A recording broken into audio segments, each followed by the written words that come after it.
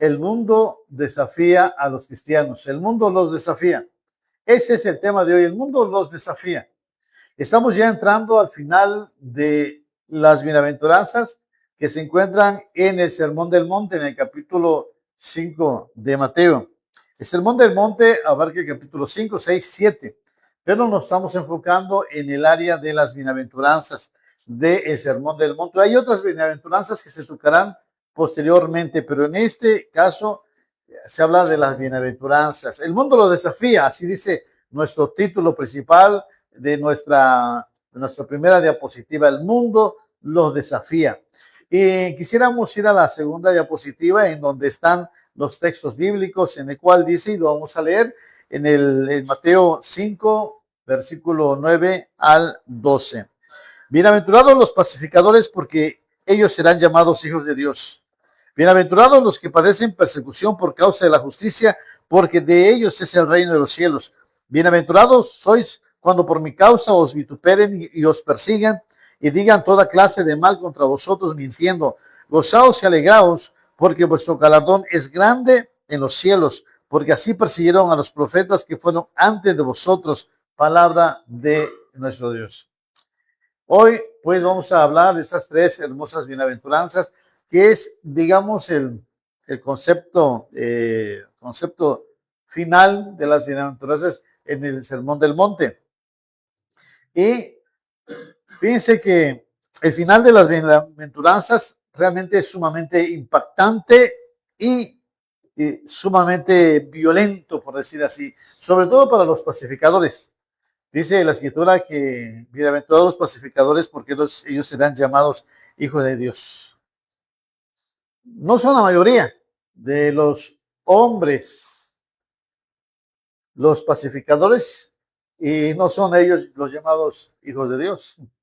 Tristemente, por regla general, el cristiano, el creyente, el que ama a Dios, siempre es rechazado por el mundo. Por lo general es odiado por el mundo. Así lo dice la palabra de nuestro Dios. Si a mí me odiaron, si a mí me aborrecieron, también a vosotros aborreceréis. Pero vayamos a la siguiente diapositiva donde se habla sobre las cuestiones del Imperio Romano, sobre Grecia.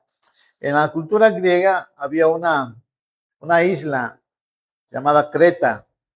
Había un concepto también del Olimpo, en donde Creta era llamada la isla de la bienaventurada o isla de las beatificaciones, en donde se consideraba que Creta era una isla bienaventurada porque el clima, porque su vegetación, porque los minerales que se extraían de la tierra eran tan abundantes que todo lo que el hombre necesitaba se encontraba en Creta, y que los que habitaban ahí eran bienaventurados. Y por otro lado también estaba el Olimpo de los griegos, en donde los dioses, los semidioses, los héroes de la antigüedad podían haber ascendido hacia el Olimpo, y ellos eran bienaventurados, ellos eran beatos, en la beatitud eterna. De ahí toma precisamente la Iglesia Católica de que algún santo es beato, algún santo es bienaventurado, y lo elevan a la categoría de un semidios, casi como en la cultura grecorromana.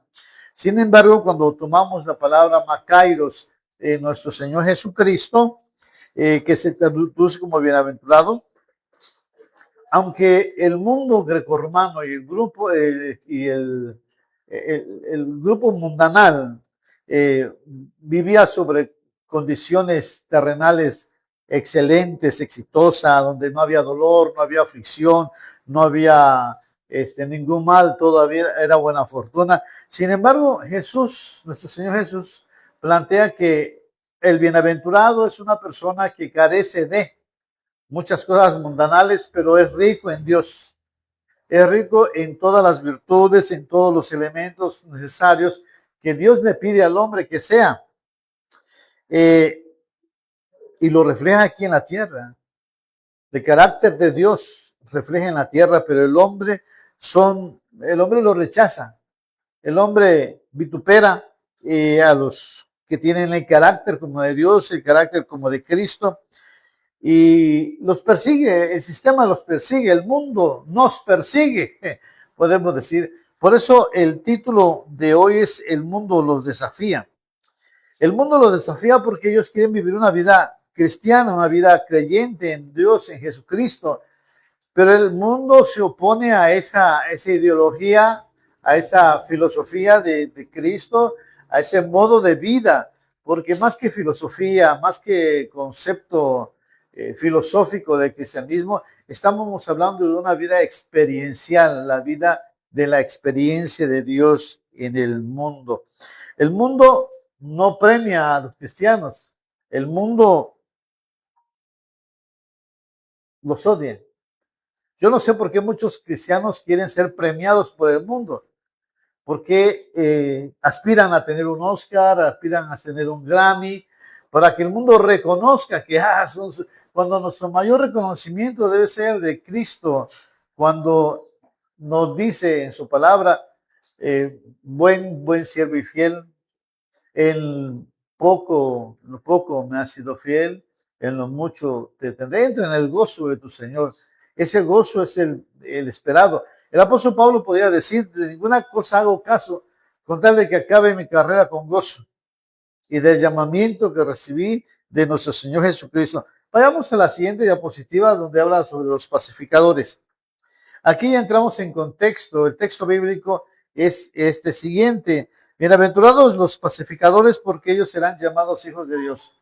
Aquí es interesante entender estos conceptos porque cuando nos dicen bienaventurados los pacificadores, la palabra griega tiene dos elementos importantes: el concepto de eirene y el concepto de poieo, que significa trabajar. Los que trabajan por hacer la paz. No son personas pacifistas. En alguna ocasión hablamos acerca de aquellos hombres que tratan de controlar problemas o situaciones difíciles mediante las palabras. Y no, aquí no se trata de trabajar por medio de palabras, sino ser un hacedor de paz. Me llama la atención cuando la palabra del Señor habla, cuando dice que a los hombres que no los conocerá Jesús, dice: apartados de mí, hacedores de maldad, que hacen y trabajan para hacer el mal. En este caso, son los hombres creyentes que trabajan para hacer la paz. Y lo más importante que nosotros podemos entender aquí, que son personas que tratan de construir, tratan de reconciliar, pero no a la manera del hombre, sino a la manera de Dios, a la manera de Jesús. El Señor Jesús dice: mi paz os doy, mi paz os dejo. No la dejo como el mundo la da. Así que el pacificador en este mundo toma todas las herramientas y toda la estrategia para tener la paz romana. Es o te aquietas, si no saco la espada y aquí se tranquiliza todo. O la paz que proviene del Evangelio, de aquellos que tienen y anuncian la paz de nuestro Señor. Por otro lado, la palabra paz del contexto hebreo tiene la palabra shalom.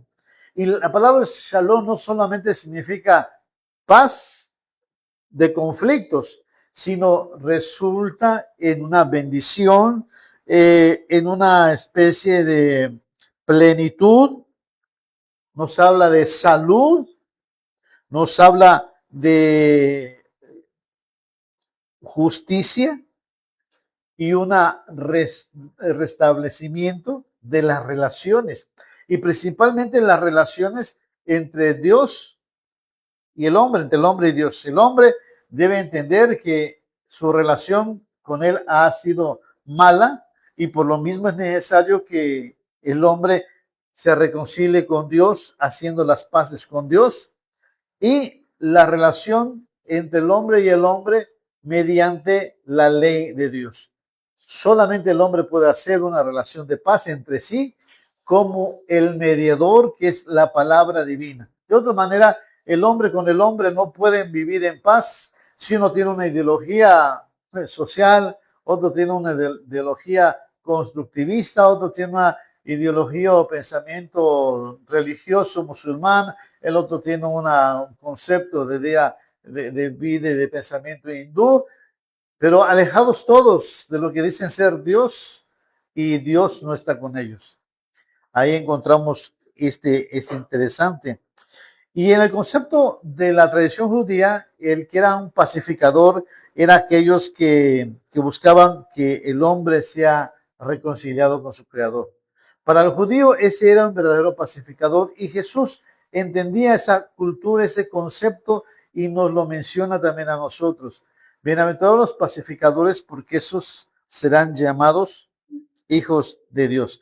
Y esta palabra de llamados hijos de Dios me recuerda varios textos bíblicos importantes. Por ejemplo, el libro de Romanos 16, versículo 20, cuando nos habla de la reconciliación, de la paz, como la paz de Dios nos plantea este hecho. Dice Romanos 16, 20. El Dios de paz aplastará en breve a Satanás bajo vuestros pies. La verdadera paz destruye la obra de discordia satánica. Cuando nosotros estamos en el verdadero Dios de paz, entonces toda obra satánica se va. Y dentro de esa misma concepto de la paz, de esa virtud de la paz, también encontramos Romanos 5:10. Romanos 5:10 dice que siendo aún pecadores, Cristo murió por nosotros. Siendo enemigos, fuimos reconciliados con Dios por la muerte de su Hijo. Estábamos en enemistad, pero Cristo se colocó como el mediador, como el pacificador entre Dios y el hombre. Jesús es aquel que hizo nuestra paz. Y por lo mismo, los discípulos son mensajeros de esa gloriosa paz, porque asumen el trabajo del Maestro, asumen el trabajo de Cristo y son mensajeros de paz. Bien lo dice la Escritura en Romanos 10:15, donde dice: cuán hermosos son los pies de los que anuncian la paz, de los que anuncian las buenas nuevas. El pacificador tiene esas características. Es un enviado de Cristo, y de predicar el evangelio a toda criatura. Ellos son portadores de buenas nuevas. Sus pies son benditos, porque reconocen que mientras predican la paz del Señor, Satanás será aplastado. Pero si el evangelio de la paz no se pronuncia, va a haber violencia por todos lados. Y eso es parte de nuestra culpa, de la violencia que sucede en nuestro país, de la violencia que sucede en nuestra patria. ¿Por qué? Porque el evangelio de la paz ha sido amordazado. El evangelio de la paz ha sido tomado por personas o seres que predican otra cosa, pero menos el evangelio de la paz. Y eso, al no dar ese mensaje de paz, pues los que son llamados hijos de Dios, pues no crecen, no se desarrollan. Aunque la palabra del Señor nos habla diciendo que los pacificadores serán llamados hijos de Dios, existe una variante futura, y todavía no, creo que está en una de las diapositivas, que está el proceso de que ya soy hijo de Dios, pero que todavía lo seré, como sucede en la palabra de nuestro Dios, en Juan 1, versículo 12. En Juan 1:12 nos habla diciendo: porque a los que creen en su nombre, a los que le confiesan, ¿sí?, les dio la potestad de ser hechos hijos de Dios. Lo mismo sucede en Gálatas 3, versículo 26 y 1 Juan 3:1. Mirad qué amor nos ha llamado el Señor, hijos de Dios. Fuimos llamados hijos de Dios. En 1 Juan 3:1. Pero por otro lado, la Biblia me dice que los que son guiados por el Espíritu de Dios, estos son hijos de Dios. Y eso lo menciona Romanos 8, versículo 14 al 16. Vamos a Romanos 8.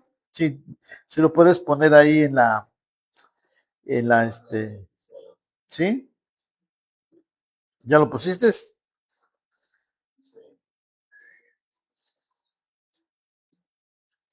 Dice así, el Espíritu mismo da testimonio a nuestro espíritu de que somos hijos de Dios. Fíjate qué interesante. Serán llamados hijos de Dios, pero aquí nos dice somos hijos de Dios. Lo mismo que Juan capítulo 1, versículo 12. Les dio potestad de ser llamados hijos de Dios. Y sigue diciendo, y si hijos también herederos, y herederos con Dios, y coherederos con Cristo, si es que juntamente con Él padecemos, para que juntamente con Él seamos glorificados. Pues tengo por cierto que las aflicciones del tiempo presente no son comparables con la gloria venidera que en vosotros se ha de manifestar. Y añade, versículo 19, porque el anhelo ardiente de la creación es aguardar la manifestación de quienes, de los hijos de Dios. La creación anhela que hayan hombres y mujeres llenas del Espíritu de Dios y que seamos guiados por el Espíritu de Dios. Pero los que son llamados hijos de Dios también son pacificadores. Bienaventurados los pacificadores, porque ellos serán ¿qué? Llamados hijos de Dios. Y la manifestación plena y pública estará de esta filiación, se logrará al final, ¿cuándo? En la resurrección, en el arrebatamiento. Porque unos serán resucitados y otros serán transformados, arrebatados, dice la palabra del Señor. Y algo lo podemos encontrar ya en Lucas, en el Evangelio según San Lucas. Y es la declaración del Maestro, Lucas 20, versículo 36. Vamos a Lucas 20, 36.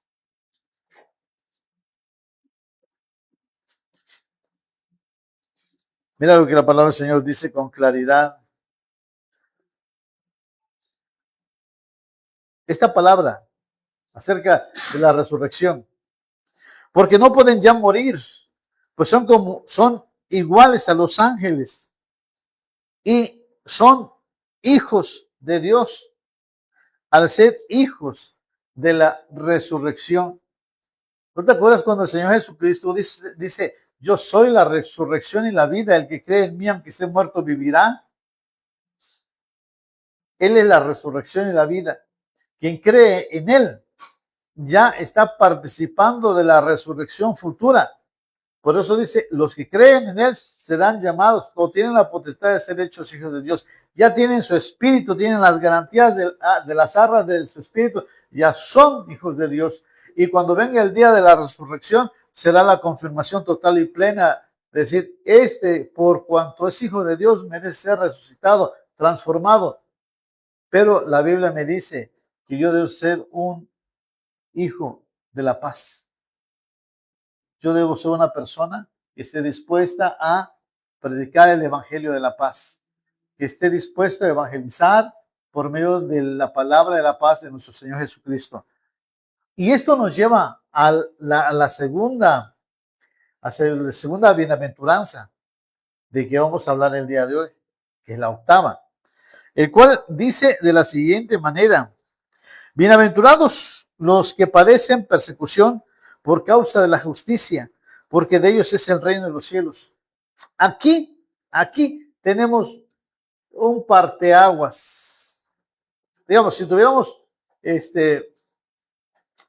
algo, ya ven que hay varios libros. Y tenemos varios libros. Y y sostenemos los libros con dos pues sostenedores del libro. Una mano derecha, una mano izquierda y todo lo demás se condensa ahí. Digamos que la primera bienaventuranza, bienaventurados los pobres en espíritu, porque de ellos es el reino de los cielos. Y esta última bienaventuranza, la octava, también termina de la misma manera. Dice, bienaventurados los que padecen persecución por causa de la justicia, porque de ellos es el reino de los cielos. La primera parábola termina porque de ellos es el reino de los cielos. Y en la octava bienaventuranza termina porque de ellos es el reino de los cielos. Como que es un conjunto que aglomera 8 bienaventuranzas, de la primera a la octava. Esa es el anhelo y el deseo ardiente de Dios, que nosotros vivamos conforme la verdad del Señor Jesús. Y así como hablamos de la primera bienaventuranza de la pobreza espiritual, pero la riqueza en Dios, aquí debemos hablar sobre la justicia. Tanto en el griego como en el hebreo nos traduce en el hebreo tzadik, que significa principalmente vivir de acuerdo a la norma de Dios, que Dios estableció en su pacto, que Dios estableció pactualmente. Dios le dijo a Israel, tienes que vivir esta justicia, que si practicas esta justicia vivirás. Y la justicia es que tiene que cuidar del pobre, del débil, del desamparado, de la viuda, del huérfano, cuidado de hacer maldad, porque Dios anhela que el hombre viva en justicia, bajo esa voluntad pactual. En el Antiguo Testamento, en el Nuevo Testamento encontramos una palabra similar que significa también justicia, dikaiosune, que sí aplica una justicia imputada, es decir, otro toma tu lugar porque tú no pudiste hacerlo. El que lo hizo fue Jesucristo, bajo la conformidad del carácter y de la ética de Dios. ¿Quién es el justo? Jesús. Pero Jesús murió por nuestros pecados, para que nosotros, al creer en Él, la justicia que venía sobre Jesús, porque era justo, pero murió por mis pecados, entonces su justicia viene hacia mí.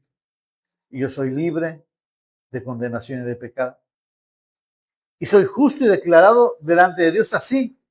Justificados pues por la fe, tenemos paz para con Dios. Ahí se entrelaza la bienaventuranza anterior. Bienaventurados los pacificadores. Y justificados pues por la fe, tenemos paz para con Dios.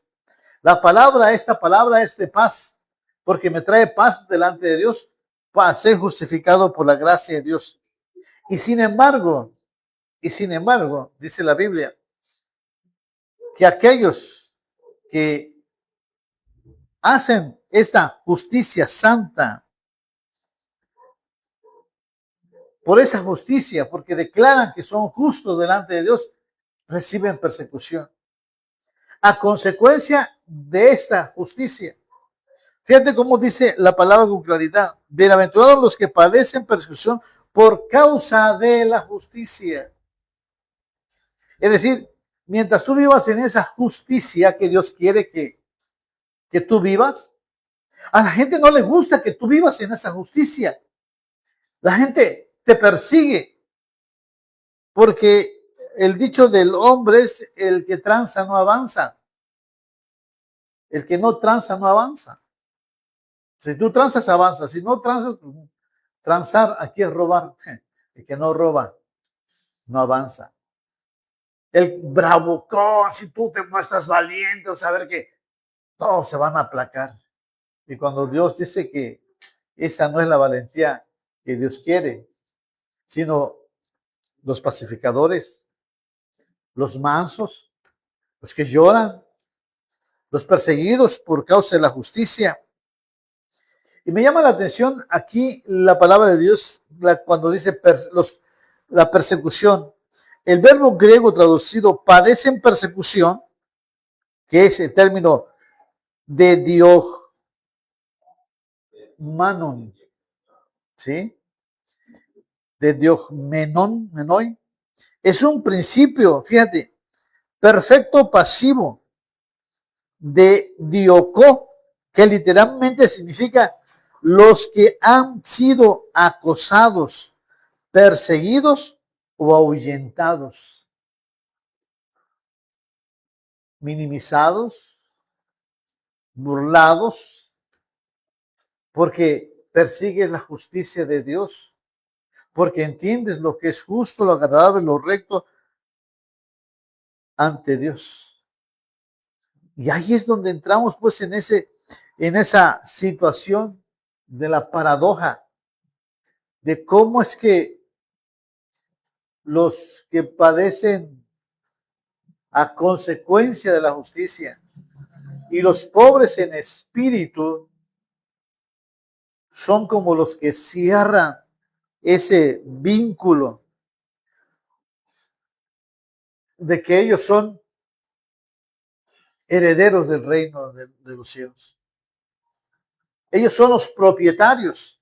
A ellos se les dan de entregar las escrituras del reino de los cielos. Recuerda que el Señor Jesús dijo en algún momento, también en este libro de Mateo, que el más pequeño en el reino de los cielos es mayor que Juan el Bautista. Y debemos recordar también acerca de los perseguidos. De los perseguidos. ¿Por qué los persiguen? Es una de las cuestiones. El reino de los cielos le pertenece a los pobres en espíritu. El reino de los cielos le pertenece a aquellos que han puesto su fe en la salvación, han puesto su fe en la justicia de Dios, han puesto su fe en Él, que ha sido perfecto para con ellos, han puesto su fe soberana, sobre todo en la palabra viviente, y le creen con todo su corazón, porque Dios exige que nuestra justicia sea mayor que la de los fariseos y de los escribas. En Mateo 5, versículo 20, fíjate cómo dice Mateo 5, 20, que si nuestra justicia no fuese mayor que la de los escribas y fariseos, no entraréis en el reino de los cielos. No entraréis en el reino de los cielos. ¿Quieres entrar? Tu justicia debe ser mayor. Y si es mayor conforme la palabra del Señor, entonces no solamente la verás y entrarás, sino que será tuya. El reino de los cielos es tuya. Quiere decir que no es una exhibición religiosa nada más. Cuando oréis, cuando de limosna, cuando ayunéis, así lo dice el Señor Jesús. Cuando oréis, no lo hagas en público. Cuando ayunéis, no digas, yo estoy ayunando. Y cuando des limosna, no digas, miren cuánto doy, porque para ellos era justicia. Una justicia era orar, ayunar, dar limosna. En la actualidad, en el judaísmo, hay una cajita que se llama Nuestra Justicia y ofrendan y dan ahí vuestra justicia. Y después se recolecta esa justicia, ese dinero, y se da a los pobres, al necesitado, al débil. Pero el Señor nos dice que nuestra justicia debe ser mayor que la de ellos. Que tu mano derecha no sepa lo que tu mano izquierda ha hecho, sino tú ve y dalo con sinceridad, con alegría y con condición, sin necesidad de decir, Señor, si tú me das este milagro, yo te doy esto. Queremos comerciar hasta con Dios, con ese tipo de justicia. El hombre natural, el hombre impío, quiere hacer tratos con Dios. Pedís y no recibís porque pedís mal para gastar en vuestros deleites. Ya lo vimos alguna ocasión. El impío siempre persigue al justo. La Biblia dice que Caín mató a Abel porque sus obras eran justas y la de su hermano eran impías. ¿En dónde lo encontramos esto? En 1 Juan 3, versículo 12. Ahí está. Entonces siempre va a haber que el impío siempre quiere perseguir al justo, al que quiere vivir con justicia. Por eso el mundo los aborrece. Habla mal sobre ellos. Pero el justo de ellos es el reino de los cielos.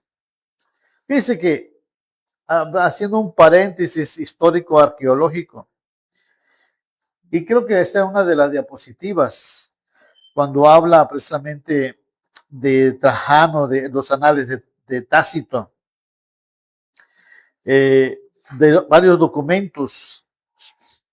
En el contexto imperial romano del primer siglo, profesar que Jesucristo era el Kyrios o Señor y vivieron bajo los valores éticos de su reino o del reino de Dios, era percibido como una amenaza subversiva contra el culto al César y la estructura social.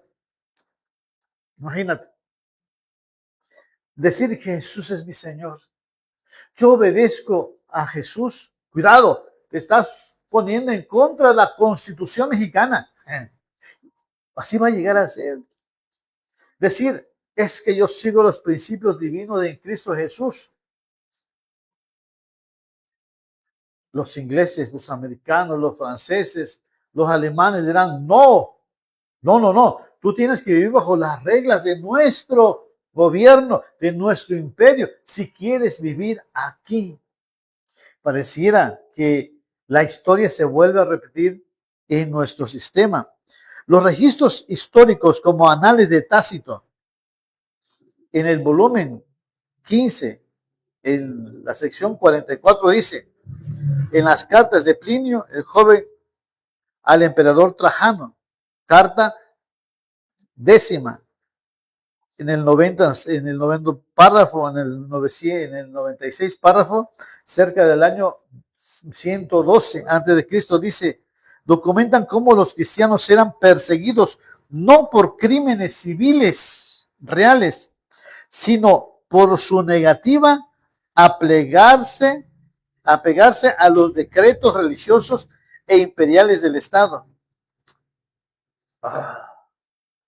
Esta situación de los pobres en espíritu y los que padecen persecución a causa de la justicia, aunque se cierra el concepto de la bienaventuranza del Padre, por decirlo de una manera, la bienaventuranza que sigue, la última, la novena, es una bienaventuranza que rompe todo concepto literario que ya se estaba acostumbrando. Bienaventurados los. Es decir, se habla en tercera persona. Yo, tú, ellos, los bienaventurados. Y aparte está el tú y el yo, que son parte de la estructura gramatical.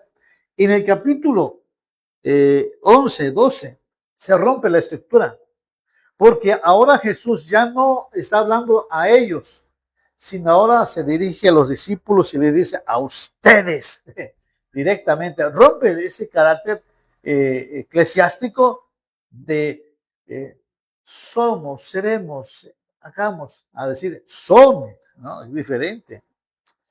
Bienaventurados sois, son, no serán, ellos son. Cuando por mi causa os vituperen y os persigan y digan toda clase de mal contra vosotros mintiendo, gozaos y alegraos porque vuestro galardón es grande en los cielos, porque así persiguieron a los profetas que fueron antes de vosotros. Esta declaración se identifica a sí mismo como la encarnación de todo lo demás. Fíjate, en el versículo anterior, en la bienaventuranza octava dice, bienaventurados los que padecen persecución por causa de la justicia. La causa era la justicia. Pero ya en el versículo 9 habla diciendo, bienaventurados sois cuando por mi causa, ya no es la justicia, ya es Jesús. Jesús encarna la razón. El hombre, la humanidad odiará el nombre de Jesucristo, lo odiará, como diría el ratón jarocho, ¿no?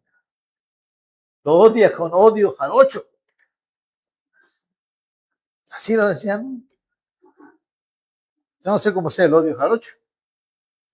Me imagino que cruel, despiadado, como para que lo digan así, ¿no? Pero en este caso, dice, por cuanto tú tienes el nombre de Cristo, por cuanto eres seguidor de Cristo, entonces te van a perseguir, te van a afectar. Me gustaría hacer un ejercicio un ejercicio bíblico en ese ejercicio bíblico pudiéramos ver algunos textos bíblicos interesantes.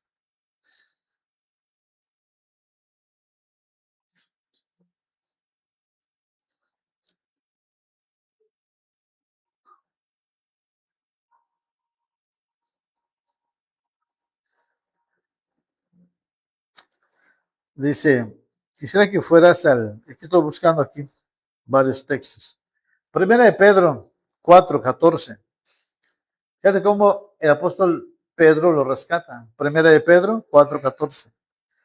Si sois vituperados por el nombre de Cristo, sois bienaventurados. Fíjate cómo lo rescata Pedro, el apóstol. Si sois vituperados por el nombre de Cristo, sois bienaventurados, porque el glorioso Espíritu de Dios reposa sobre vosotros. Rescato lo que Pablo también decía, ¿no? Que el que es guiado por el Espíritu también es hijo de Dios. Reposa el Espíritu. Ciertamente de parte de ellos Él es blasfemado, o sea, Jesús es blasfemado, pero por vosotros es glorificado. ¿Cómo concuerdan esas palabras de la palabra del Señor Jesús?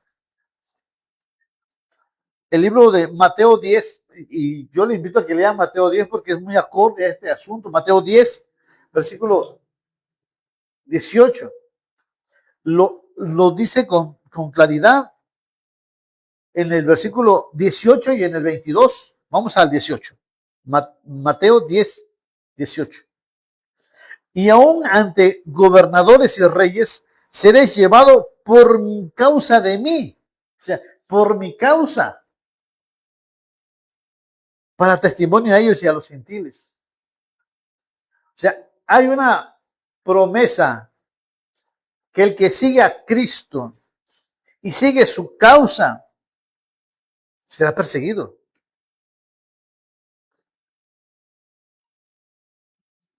Será aborrecido.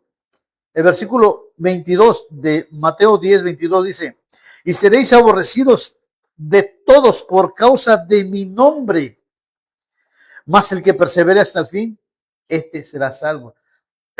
Y esta misma palabra se repite en el sermón el último sermón, cuando habla de la destrucción y el tiempo del fin, y el que persevera hasta el fin, este serás. En ese mismo capítulo 10, en el versículo 39, mira cómo dice, el que haya su vida, la perderá. Ay, tengo miedo de predicar el evangelio. Ay, no, prefiero mi comodidad, prefiero mi casa, prefiero callarme, prefiero no hablar de esto, porque mi seguridad es primero. El que haya su vida la perderá. Y el que pierde su vida por causa de mí, la hallará. Es que en la Biblia,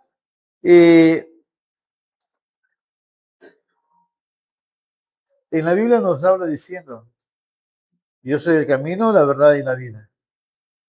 Y Jesús encarna ello. Si tú no vas por Jesús, pierdes tu vida. Si tú no vas por Jesús, te vas por otros caminos. Si tú no vas por Jesús, te pierdes en el error, en el engaño. Entonces, cuando leemos todo este texto bíblico, vemos 4 elementos de desafíos. Si puedes poner la diapositiva donde está esa parte, los 4 elementos de desafío. Están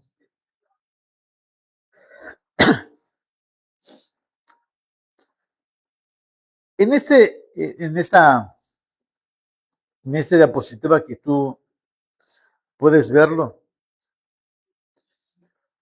Dice que va a haber un acoso físico y verbal. A consecuencia de mí, van a vituperarlos, van a mentir, van a emprender difamación, desde antiguas acusaciones. En el antiguo griego, decían que los cristianos eran ateos. ¿Ateos por qué? Porque no creían en los dioses romanos. ¿Sí? Hoy en la actualidad a nosotros no nos dicen ateos, sino nos dicen fanáticos, porque no creemos que la ciencia tenga razón de todo. Nosotros no creemos que para llevarnos en paz con las diferentes naciones o religiones, nosotros no creemos que Alá sea el mismo Dios de la Biblia. Alá es otro Dios, otro, malo, impío. Buda, para nosotros Buda no es Dios, no es nada. Para nosotros creemos que Jesús es Dios. Jesús es Dios. Jesús se encarnó, lo que Jehová es Dios. Y eso no le gusta ni a los testigos de Jehová, no le gusta a los mormones. Por eso el mundo nos desafía, porque han inventado sus normas y sus reglas y podemos tener acoso físico.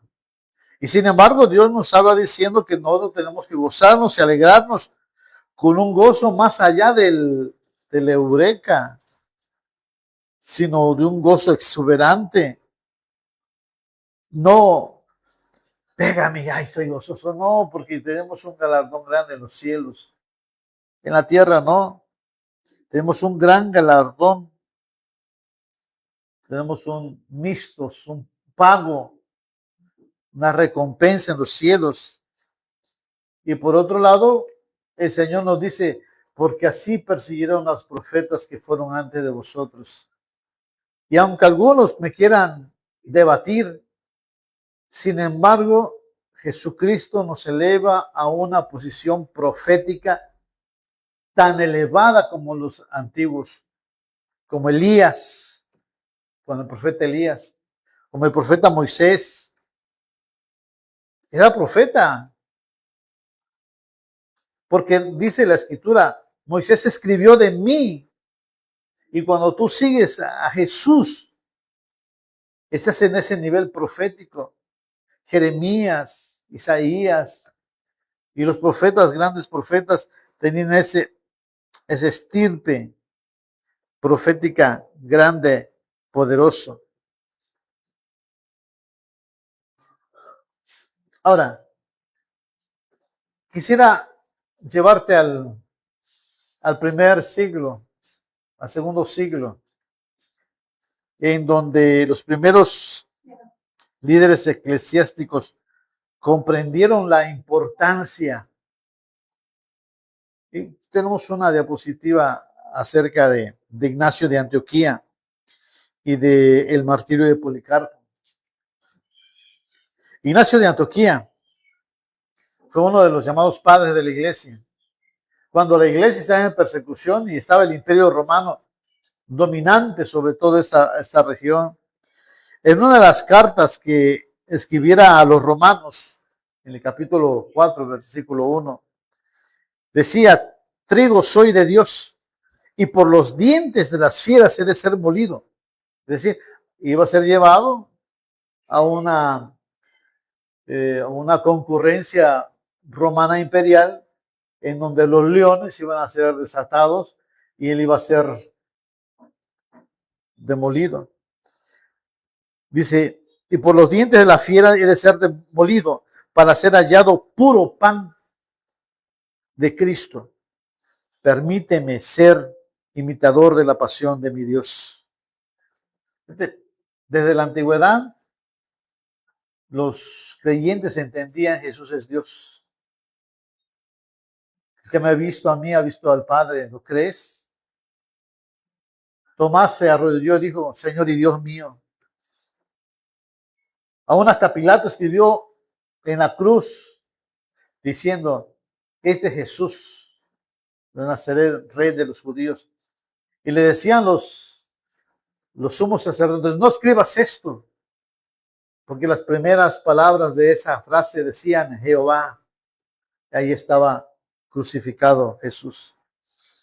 Asimismo, el martirio de Policarpo, que sucedió en el 155 después de Cristo. Se escriben las palabras de este obispo de Esmirna ante el procónsul romano que le exigía maldecir a Cristo y elevar a César.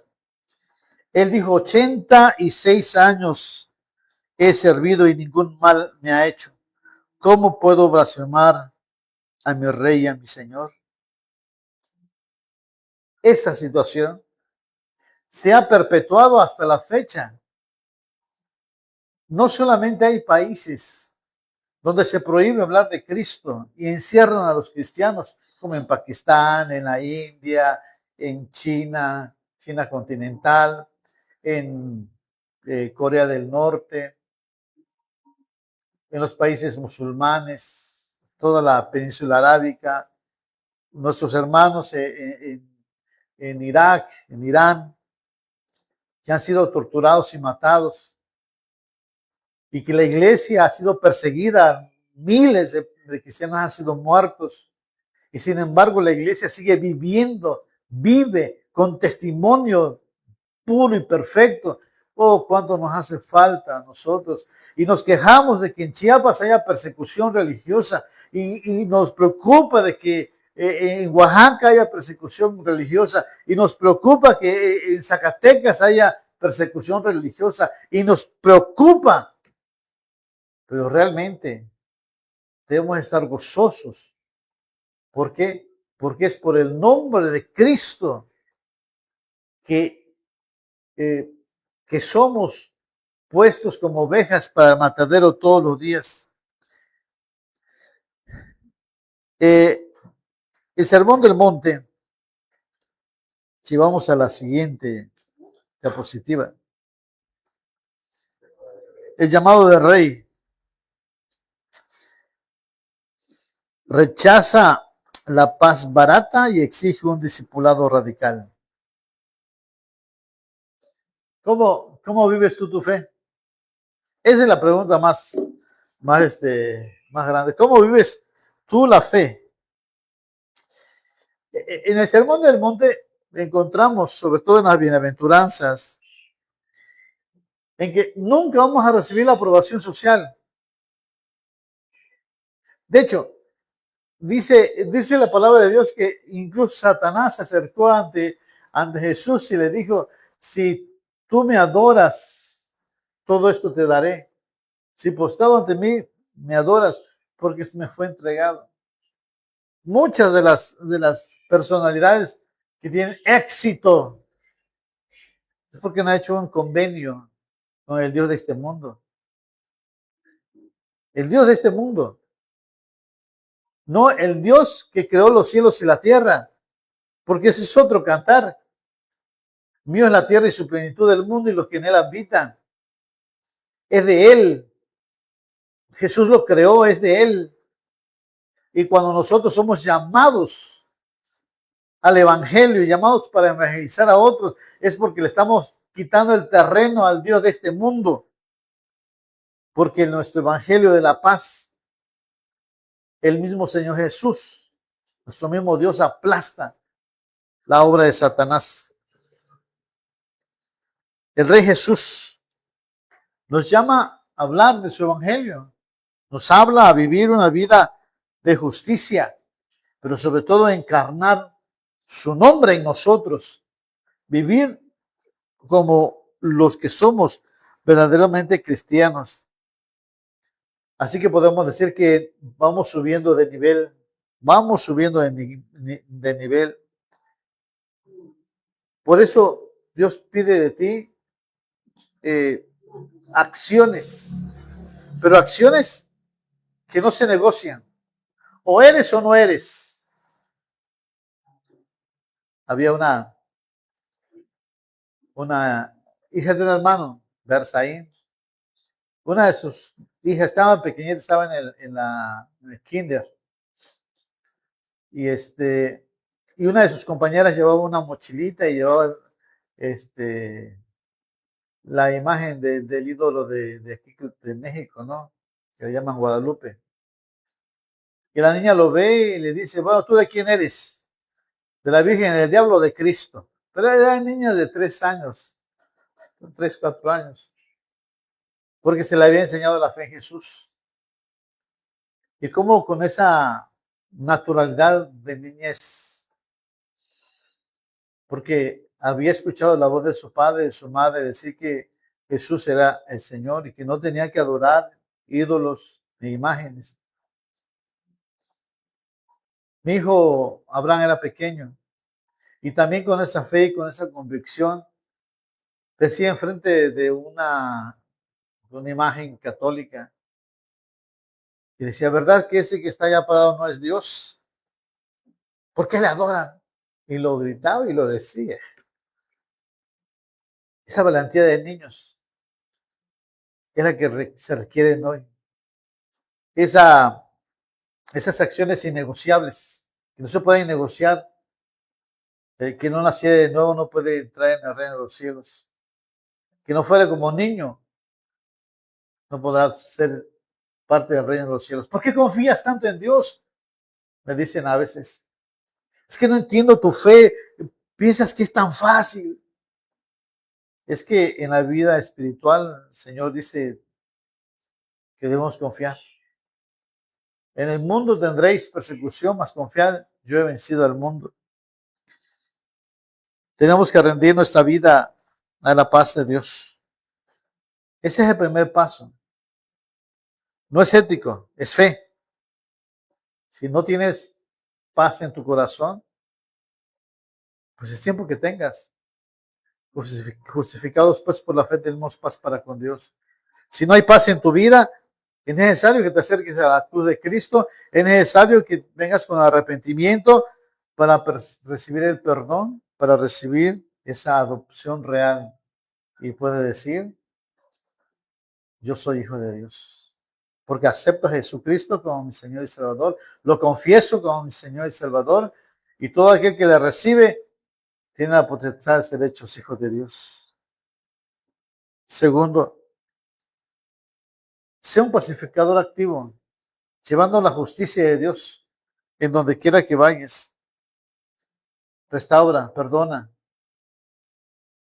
busca esas relaciones rotas y restáuralas.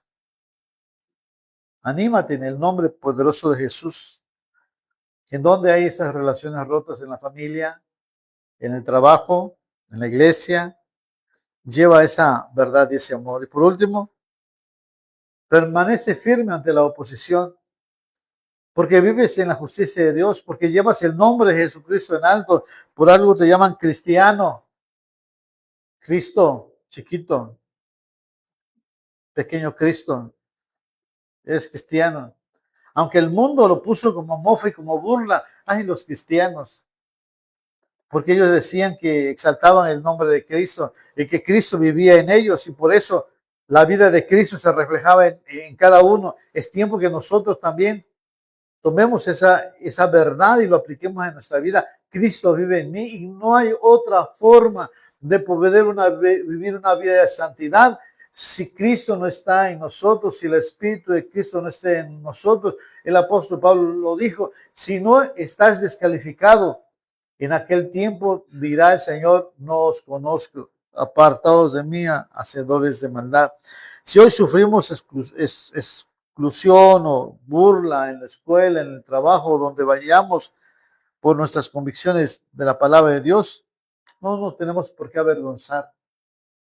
Tenemos que mirar hacia el frente, recordar que tenemos un galardón grande, grande, y que Dios va a poner en nuestra boca las palabras para nuestra defensa.